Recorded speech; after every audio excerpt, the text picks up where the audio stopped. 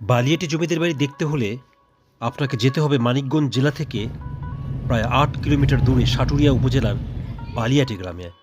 আজ আপনাদের বালিয়াটি গ্রামে নিয়ে এসেছি। ৭টি ঐতিহ্যবাহী স্থাপনা নিয়ে বালিয়াটি জমিদার বাড়ি গৌরবের সাক্ষী হয়ে মাথা তুলে দাঁড়িয়ে আছে। দৃষ্টিনন্দন এই জমিদার বাড়ির বিভিন্ন ভবন এক একজন উত্তরাধিকারীর মাধ্যমে পৃথক পৃথক সময়ে নির্মিত হয়েছে। বালিয়াটি জমিদার বাড়িটি বর্তমান বাংলাদেশ প্রত্নতাত্ত্বিক বিভাগের মাধ্যমে সংরক্ষণ ও পরিচালনা করা হচ্ছে। আর জমিদার বাড়ির কেন্দ্রীয় ব্লকে রংমহল খ্যাত ভবনে জাদুঘর গড়ে তোলা হয়েছে। ভিডিওতে আপনারা বালিয়াটি জমিদার বাড়ি দেখছেন।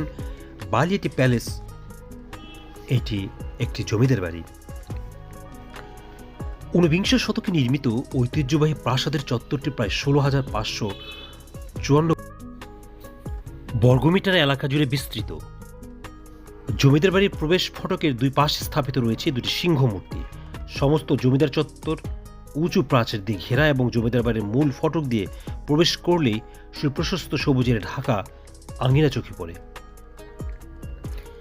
আঙিনায় রয়েছে সুন্দর ফুলের বাগান।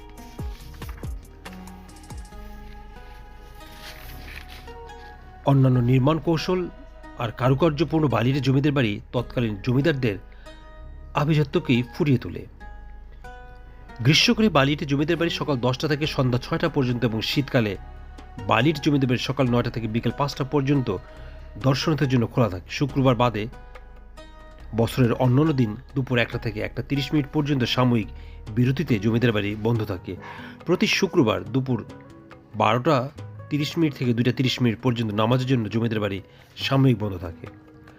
প্রতি রবিবার পূর্ণ দিবস ও সোমবার অর্ধ দিবস ছাড়াও সকল সরকারি ছুটির দিন বালিয়াটি জমিদার বাড়ি দর্শনের জন্য বন্ধ থাকে।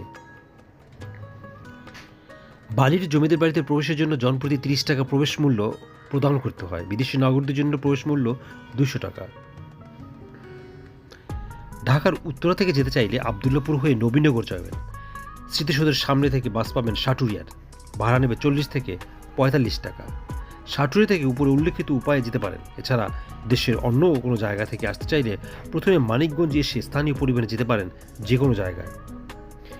মানিকগঞ্জ জেলার আরও যেসব দর্শনীয় স্থান আপনি যেতে পারেন তার মধ্যে উল্লেখযোগ্য হল তেওতা রাজবাড়ি, আরিচাঘাট, শাহ রুস্তুমের মাজার, ইমামপাড়া জামে মসজিদ, নবরত্ন মন্দির, ধানকরা জমিদার বাড়ি, ইব্রাহিম শাহের মাজার ইত্যাদি। আগে বলেছি বালিয়াটি প্রাসাদ বাংলাদেশের ঢাকা বিভাগের অন্তর্গত মানিকগঞ্জ জেলা সদর থেকে আনুমানিক 8 কিলোমিটার পশ্চিমে এবং ঢাকা জেলা সদর থেকে 35 কিলোমিটার দূরে সাটুরিয়া উপজেলার বালিয়াটি গ্রামে অবস্থিত। এটি বাংলাদেশের 19 শতকে নির্মিত অন্যতম প্রাসাদ। একে বালিয়াটি জমিদার বাড়ি বা বালিয়াটি প্রাসাদ বলে ডাকা হয়। মোট 7টি স্থাপনা নিয়ে এই জমিদার বাড়ি অবস্থিত। এই বালিয়াটি জমিদার বাড়ি বা প্রাসাদটি সবগুলো ভবন একসাথে স্থাপিত হয়নি। এই প্রাসাদের অন্তর্গত বিভিন্ন ভবন জমিদার পরিবারের বিভিন্ন উত্তরাধিকার কর্তৃক বিভিন্ন সময়ে স্থাপিত হয়েছিল। বর্তমানে কেন্দ্রীয় ব্লকটি জাদুঘর। এই প্রাসাদটি বাংলাদেশ প্রত্নতত্ত্ব বিভাগ কর্তৃক সংরক্ষিত পরিচালিত।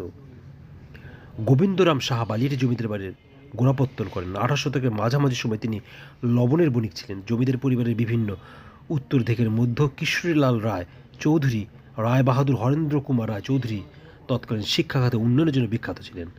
ঢাকার জগন্নাথ কলেজ, বর্তমান জগন্নাথ বিশ্ববিদ্যালয়ের প্রতিষ্ঠাতা ছিলেন কিশোরীলাল রায় চৌধুরীর পিতা এবং যার নামানুসারে উক্ত প্রতিষ্ঠানের নামকরণ। বালিয়াটি জমিদার বাড়ি নামে পরিচিত এই প্রাসাদ চত্বরটি 16,554 বর্গমিটার জমির উপর ছড়িয়ে থাকা